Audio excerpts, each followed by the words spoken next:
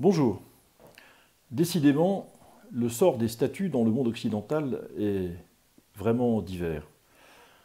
Il y a quelques jours, dans la ville allemande de Gelsenkirchen, a été érigée une statue à la gloire de Lénine. Et puis en France, on tague la statue de Colbert qui est devant l'Assemblée nationale, il y a quelques jours. Il y a quelques heures, c'est celle de Napoléon à La Roche-sur-Yon qui a également été dégradée. Et donc on finit par se demander ce qui est à l'œuvre dans ces différents mouvements qui s'attaquent à nos biens publics et qui les dégradent. En ce qui concerne Colbert, ces agresseurs sont très injustes à son égard. Vous avez certainement pu vérifier comme moi que Colbert est mort en 1683, le code noir qu'on lui attribue a été publié en 1685, ce n'est pas lui qui l'a rédigé ni qui l'a signé.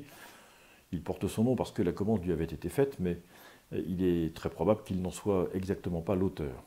Évidemment, c'est un symbole qu'on attaque. Le fait que sa statue soit située devant l'Assemblée nationale participe également à la violence de ces dégradations. Et si je suis très satisfait de voir que l'auteur de la dégradation de cette statue a été interpellé par la police, je regrette que cette statue ait déjà été nettoyée. De la même manière qu'à La Roche-sur-Yon, ceux qui ont dégradé la statue équestre de Napoléon ne seront probablement pas obligés de la nettoyer parce qu'elle aura été réparée entre-temps. Il y aurait là un symbole à ce que ceux qui ont contribué à dégrader ces biens publics soient sommés de les réparer, en plus évidemment d'une amende et d'une condamnation extrêmement sévère qu'ils méritent.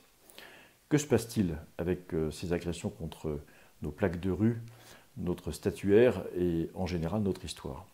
Eh bien, il y a derrière tout cela l'idée que l'État français serait un État d'occupation sur son propre territoire. Et que dans la mesure où, puisque nous sommes blancs, et que nous sommes autre chose que noirs de peau, nous serions coupables de tous les maux de l'histoire, et cette culpabilité devrait nous conduire à renoncer à ce que nous sommes. En réalité, on est en train de contester notre droit à continuer à être ce que nous sommes. Ce droit à la continuité historique est pourtant un droit fondamental pour le peuple français, pour nous tous, qui que nous soyons, quelles que soient nos origines et la diversité de nos histoires et de nos cultures. C'est ce qui a fait la richesse et la grandeur de la France, assumée par un État qui était chargé jusqu'ici de réguler toutes ces différences, de les faire vivre ensemble et d'ordonner l'ensemble de nos actions vers le bien commun. Tout cela est en train de s'effriter parce que le pouvoir politique est considérablement affaibli, l'autorité policière ne sait plus agir pour maintenir l'ordre comme il le faudrait, la justice elle-même est vérolée par des comportements militants et qui sont contraires à l'état de droit, comme vous pouvez le voir ces jours-ci. Et donc peu à peu, nos adversaires, qui ne sont pas simplement des adversaires politiques, ce sont quasiment des ennemis, font la guerre à ce que nous sommes en espérant que nous capitulerons. Je vous le dis très clairement, le Parti chrétien-démocrate, ses sympathisants, ses militants ne capituleront pas. Non seulement nous ne nous excuserons pas, pour reprendre des formules qui ont été prononcées il y a quelques jours, mais par ailleurs, nous trouvons dans cette contestation, dans cette agression contre notre communauté française, un motif supplémentaire d'investissement et de motivation.